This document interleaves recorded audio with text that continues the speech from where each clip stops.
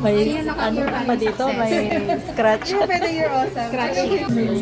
Cutie. Punta tayo ng BGC. Tara, sama kayo. Meet natin yung mga bookworm, na mga member ng book club.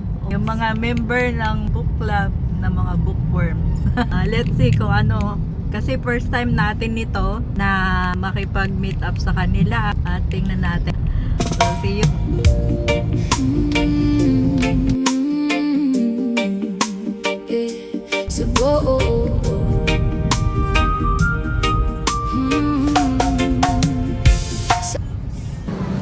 So ayun, dito na tayo. So papasok pa lang ay na-excite na tayo ma-meet yung mga member ng book club na mga mahilig magbasa na katulad natin. Mahilig kasi ako magbasa ng libro sa third floor. Dito yung book and cook. Nadaanan natin pro mga libro. Dito sa Fully Book talaga naman ang sarap magkalkal ng mga libro dito. Di ko alam na hanggang dito pala sa third floor itong Fully Book. Kasi hanggang first floor lang ako pag nagagawi ako dito. Hello, nice meeting you. Ay, ang ganda pala dito kasi ayan no, nakikita natin. At may mga libro rin dito na pwede pala yan basahin habang nandito ka. Tsaka yung oras pala dito, nalaman ko na wala palang limit. Basta o-order ka ng food or drink. At yun na, sa umpisa, nagpakilanlan kami. Although magkakilala naman sa GC, pero sa personal ngayon pa lang. At habang nag-uusap-usap, nagtalakayan, kasi merong libro na nabasa namin, pare-pareho, at yun na naging topic. Ang mga, kung anong masabi sa mga karakter, ganon. Yun ang mga naging talakayan, at marami pang iba. Kung naman oras kami matatapos. Pero maganda yung ganito pala, mag-join ng ganito na book club kasi meron kang kakwentuhan, meron kang pag-share ng mga binabasa mo. Natapos na kami sa diniscuss namin kung ano yung mga binabasa namin. Ngayon meron silang natawag na icebreaker. Ayan. Tingnan natin kung ano to. Kasi first time natin na ma-experience yung ganito. Kung kailan tayo tumanda, saka natin na kasali sa ganito.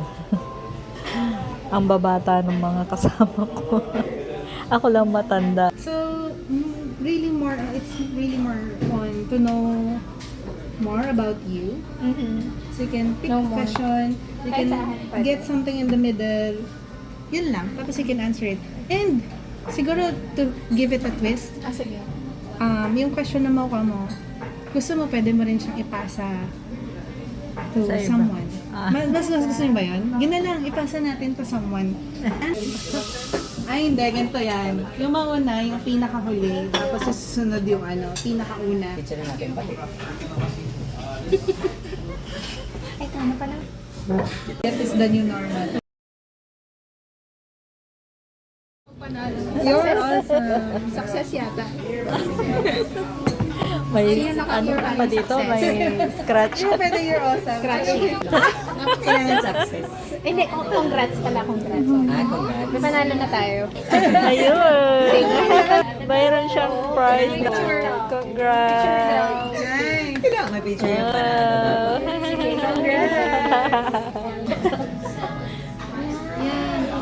Bag. Thank you! Congrats. Ano kayo maingit, guys? Meron pa.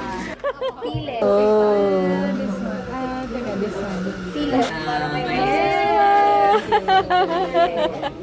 Ang cute! Bookmark! Cutie. Thank you for Max. Thank Certificate you! of Appreciation. Thank you!